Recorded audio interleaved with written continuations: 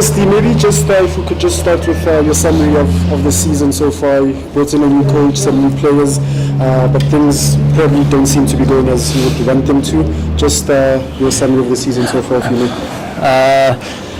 I think a difficult question. If I had to surmise the season, we brought in about 7 players, new technical staff, and I think everyone saw exactly how the season began from a technical perspective. Of course, a season where there's going to be a lot of changes. We had always requested for the supporters, for the stakeholders to understand there's a great deal of patience that will be needed. Having said all of that, I mean, we deliberately took the approach of signing from the back first.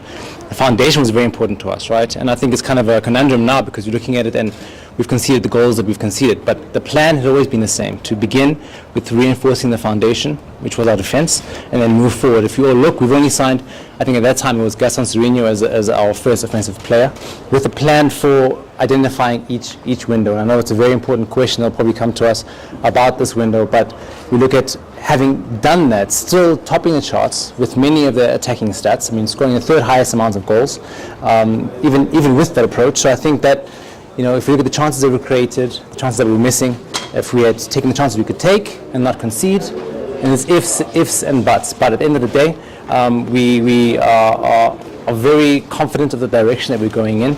And with all of those parameters having been met this season, I think that the team could be in a very different position in terms of league standings. Maybe just speaking of this window, I think only about 2 weeks left. Yeah. Anyone coming in?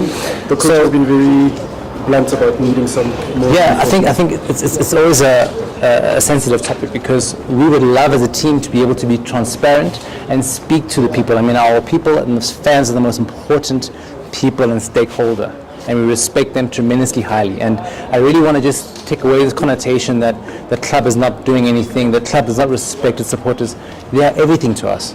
We do everything for them, and it would be foolish for us not to be doing anything in this window. We've got to respect the players that we do have, give them the confidence for them to be able to do the job in the field, but we are very much aware of the areas that we need to strengthen. We've been working tirelessly every day with the technical staff, with the management, with the committee to make sure that we make the right decisions, and we obviously have been engaged with many clubs, with many players, but it's very disrespectful to come out and speak about other clubs' players. I know people want to know information, I know they want to know progress, we would love to share that. For us, not saying anything is us not respecting anybody, it's us not being negative or us sitting in the office doing nothing. I really want to dispel that, because if I sit outside here and speak about every single player from a different team, I'll be doing a big disservice to the management of the team and to the player. We have to respect our colleagues, but we do want the fans to know, and our stakeholders, our sponsors, we are doing everything we can to make sure that in certain areas we can strengthen, but also we also understand that we also have a June window. So we're preparing on twofold, because there's the short term, but we also have to plan for the next season. So we're taking the steps that we can, and we're working very tirelessly behind the scenes. Steve, what influenced the decision to play most of your games away from home in Moses Mabhida? I think again, it's there's many components in that decision making. It comes from a commercial perspective.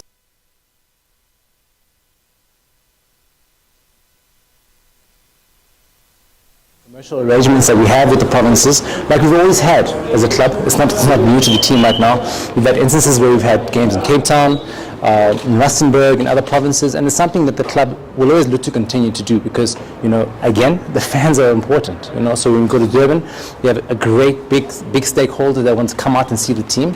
We have a relationship with the municipality, same in Polokwane, and as years go on, that will change, So we know that FNB is our home. It's an iconic stadium, means tremendously a lot to us. But again, it's ideas and things that we look to as a team and an institution to say, how can we give back to the people? So I know logistics-wise, sometimes there's a lot of traveling. But again, it's a sacrifice that the team is also trying to do to show the people that we are with them and we're together. As the striker or attacker, is it one of the priority particularly for this window? I know the number of chances created, if you just look at the stats and the conversion position priorities as well. Maybe if you can just give us the priority areas without mentioning particular names, and also how difficult is this window? Because we are looking for best players in other clubs, and those clubs also rely on those players to carry the season. Yeah, I don't want to have any excuses. I don't want to come now and say, listen guys, it's a tough window, clubs don't want to release. Whether it's Jan or June, it's the same, right? Clubs always want to have their best players. You must negotiate, you must identify, and you must close deals. That's our responsibility. So, having said that, offensively is definitely an area that, since the beginning of the season, we want goals. We want goals, and we don't want to concede. So I think that's the one position most clubs every year, internationally, locally, are always looking to get a competitive advantage. So we're definitely looking up front.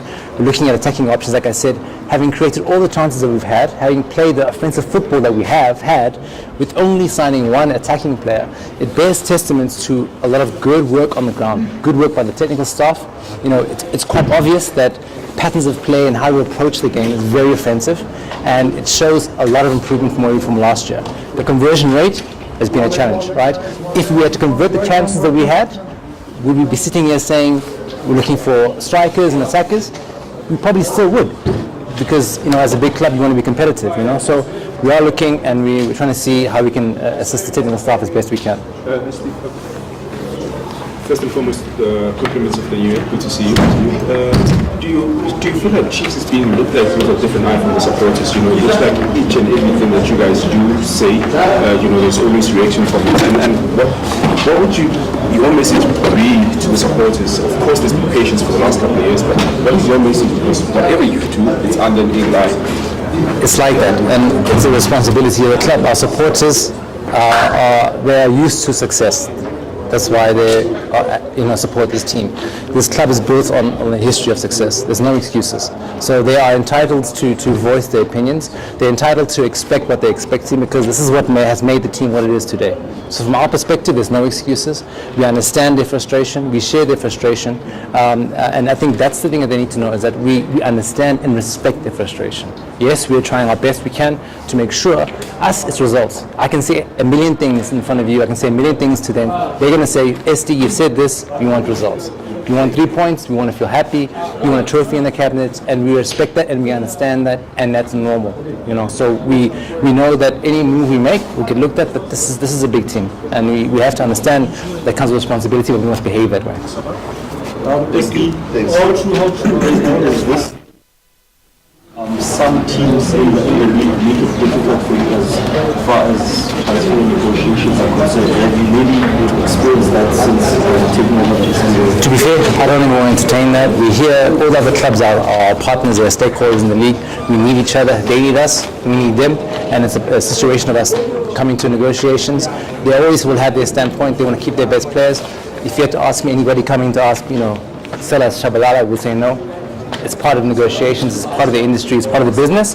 They have their goals they want to achieve, we have ours. So it's about us engaging in a positive way and trying your best you can to achieve your goals.